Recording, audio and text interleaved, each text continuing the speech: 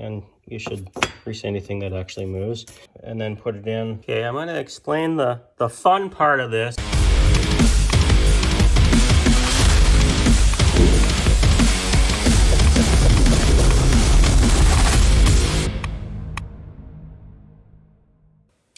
Hi, thanks for slipping some time with me today. This is going to be part 4 of a 4-part series of doing the timing belt in this particular car, which applies to many other cars. And to finalize it, we're basically going to put the rest of the pulleys in, the tensioner, the belt's finally going to go in, and then we're going to adjust the tension and the timing itself within factory spec, and we'll be done. So come on, let's get on with it. I just installed the idler pulley right there. For those that want to know the torque setting on that, it's around 42 Newton meters, 30 foot-pounds. I just put new hardware in, not that it's necessary, but I'm just doing that with everything on this car at this point. Now I'm going to put the auto tensioner in, and I like to keep this pin in. Otherwise, this the tensioner itself on the auto tensioner arm here, it'll actually spring out. Not that you can't use that little arm again with the tensioner tool to push it down, but I usually keep it until it's reassembled. Then I start doing the adjustment. And for those that want to know the torque setting on the bolts that go in, it's 20 to 27 Newton meters and 14 to 20 foot-pounds. Okay, I'm going to put this tensioner arm back on. It doesn't say it in the manual, but you should put some axle grease, a little film in there, because this does move, and you should grease anything that actually moves. And given it can fluctuate a little bit, it's very subtle, but it can go fast actually with trying to keep the tension. Anyway, put some grease in there and then put it in. Torque setting for putting that on to the mount. Then you're going to put the idler pulley on as well, or tensioner pulley. Sorry, I'm just going to look at what that one is. Torque spec is 43 to 55 Newton meters, or 31 to 40 foot-pounds for that. And I think the actual for the mount's the same. Okay, I'm going to explain the fun part of this, and no matter how many times I do it, it is a little tedious to get it exact. Obviously, you got to put this back in. So that's the tensioner pulley. There's a number of ways to try and figure this out. I do have a proper torque wrench and tool to put in those little holes. I'll show it to you after I tell you how I usually do this. I've done that method, and I find you still have to do an adjustment because it's a little cumbersome to work in here. So I generally put those holes so the center of them is around, I'm going to say a little over counterclockwise, probably like 20 degrees over from straight up in the center. I start with that. What you're trying to do is get those where they need to be, so the tensioner is, you can see that's all belong there. Adjust enough that, and hopefully we can see the tensioner gap. See the tensioner gap in there? Oh, actually, that came out okay. That needs to be, and I'm going to see if I can point here. This needs to be, this gap in here, it needs to be between, I think it's I'm just going to use millimeters actually. I think it's 3.5 millimeters to 4.8 millimeters, whatever that is in inches, I can give it to you. And what I use is drill bits, because that actually happens to be exact of a couple drill bits that I have. But you need something in there to measure. How I do it is, I want to make sure that this point, or this 3.5 millimeter, fits okay. And I prefer that the 4.8 millimeter can't fit, and then I know I'm in the tolerance. So you've got to adjust that, and that's when the tension is on, which means this is cranked out. You set it up, you move that, you crank that out so it puts all the tension on using the tensioner rather than relieving it. And try and do a check while it's there, and then, oh, that's great, I crank it over basically till the timing marks are all lined up again. The dowel pins are up, and then I go in and measure that gap again that's down there using the drill bits. And I do that a couple times. If it's not so good, then I adjust appropriately. If the gap is too much, then you need to put more tension on with that. So if the gap is too little, then you need to ease off the tension so that the auto tensioner on a tensioner pulley, you got an auto tensioner can come out a little bit. And you got to play with that. You put that rod in, remove the tension off the tensioner. Otherwise, it's pretty hard to adjust that, and you just go back and forth. I don't know if I explained this well. There's definitely some good information either in the service manual or online. For this particular car, vfac.com has some information. That's one of the first websites that it's VFAQ. One of the first websites I think there was way back in the day when things started going out to how to do things on the web, when we didn't have such a luxury of just looking up YouTube or etc.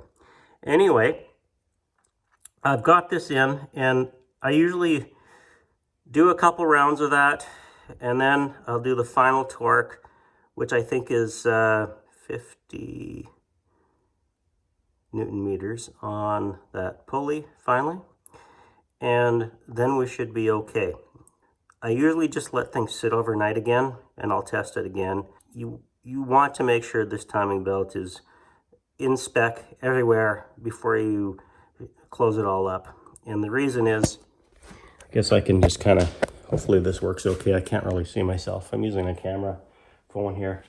Basically, you want this to always last as long as it is till the next change. And so make sure it's in spec. So that's that. So the next thing is, I don't know what else I can tell you. Oh, I guess I'll show you too. So make sure that you take this out when you're done. Otherwise it could rattle down and then actually stop the tensioner from doing the tension it's supposed to, the hydraulic tensioner. So I'm just, a lot of times you can't get the luxury of using your hands in here, to be honest. It's because it's all kind of cleaned up, it's actually working out okay.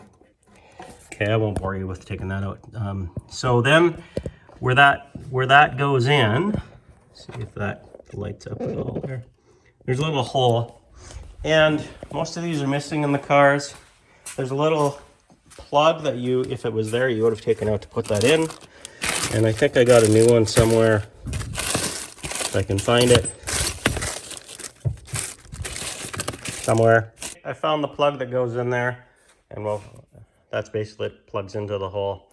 If you're not cleaning up everything like I did, it'll be fine. But when I made the markings on the timing belt to compare, when I put the other one on to make it a little easier, well, I cleaned everything up. So I erased the timing marks on the cam gears and all the other stuff. So that didn't help. So if you're in that situation, or you forget to, or you just want to double check, it's not so bad. When you put the belt on, you just want to make sure that, I usually just put them on here first because I have that little plastic piece holding them.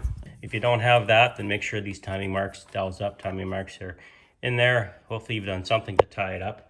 Put the tension as much, or pull it tight here with that timing mark, and keep pulling it tight. So this side, and if you're facing the front of the block like this, then it's your right side. Keep tension on. Make sure that timing mark is okay there, right there, and then make sure the cogs are okay, and then slide it all up as you need to, like that, and make sure everything is right. If anything's out by a tooth, and that's usually, it'll be at most a tooth, just when it's slack, put things where they need to be, and then you can start playing with the tension like I explained. I think the timing covers are next. I know what I wanted to show you, this great picture, which is off that vfac.com I talked about, that shows everything when the engine's out, because I'm trying to show everything when the engine's in. That helps a lot. Okay, things sat overnight, and I've just got a mirror to show you a little bit what that gap looks like. I did a spin, a couple of turns, a couple full revolutions, and everything's still sitting good. So we're earth and spec, And now we're ready to start buttoning things up a little more. Got the covers on, just to let you know that not to over tighten these. They're almost like just not quite finger, they're a little more finger tight, like 10 foot-pounds, which is almost the same in Newton meters, 11 Newton meters or something, or about the same anyway. If you over tighten them, you're going to strip the holes, the threads in the aluminum head for sure. Lower ones are in the block, so that's not so bad.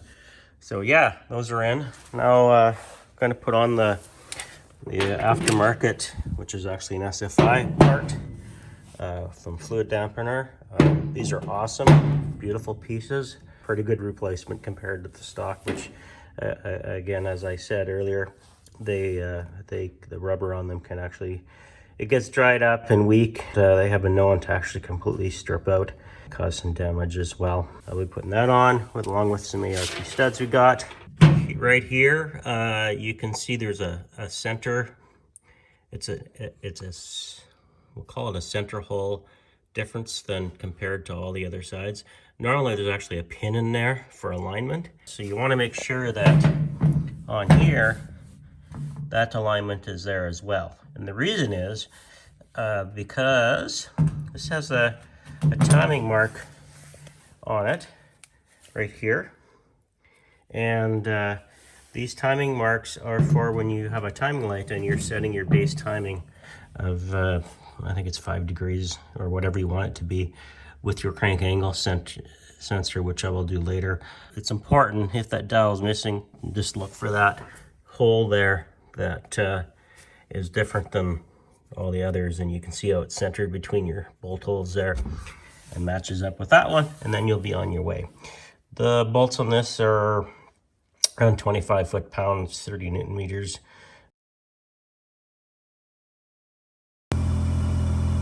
Normally, if you're going to do timing, set the timing, base timing, you have to short out a pin that'll show you on the firewall to ground to get your RPMs where it needs to be. I can cheat a little is because I'm running this particular software called ECM Link for this car. Okay, now I'm going to show you what I'm going to do as the car is warming up a bit. Okay, we're connected. I'm going to go to ECU Configure Live. And you see a bunch of assortments here. And I'm going to go down to Miscellaneous. And you see here it says ground timing. And I just turned it on to connect to ECU. And that's basically a ground timing connector. You do it automatically on here. And that's what I'm going to do now that I've set. I'll show you how to set the timing. And you'll see my hokey little thing here. I don't want to burn any wires, so wiring. Just so you need a timing light. Just get a cheap one. That's all I got here. Cheapest one you got. We're going to shine it on the timing marks right down there. So where I'm going to adjust this timing is this crank angle sensor, and you'll see how I move it this way to adjust that light that I'll show you on the timing light here. I got set up. I'll start the car again. If you want to know where that ground connector is that I am using software for, it is right here. Right there is your ground connector that you got to short out. Taped up job here. I don't want any wires to fall on anything. You can see that. Kind of see it down in there. Timing light. Well, it's going to be hard to do. Okay, this is really hard to do, but I'm going to try with you guys. Set up my camera better, but okay, there you see it. I'll try and move this for you. See it moving and the engine's changing, right? See that mark changing? Oh, almost stalled it. So I want to get that around 5 degrees. And when I unground that connector, it's going to be around 8 degrees. So we're about 5 right now, and I'll set it right there. And there you have a timing belt done. Easy, right?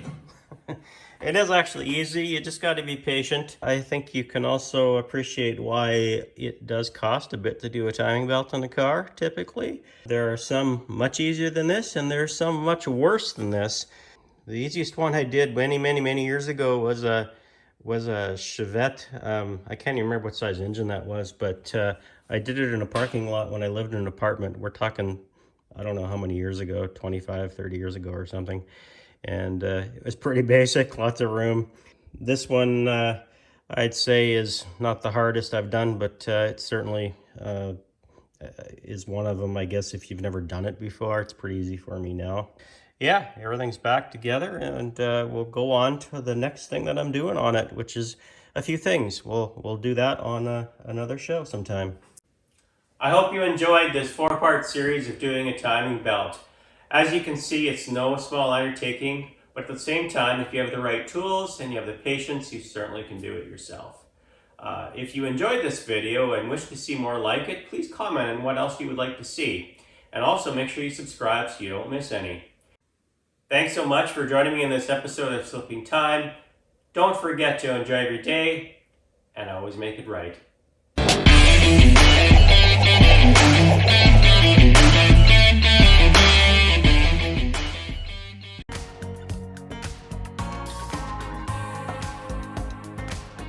Hi, today we're getting some parts out of a parts car or cars.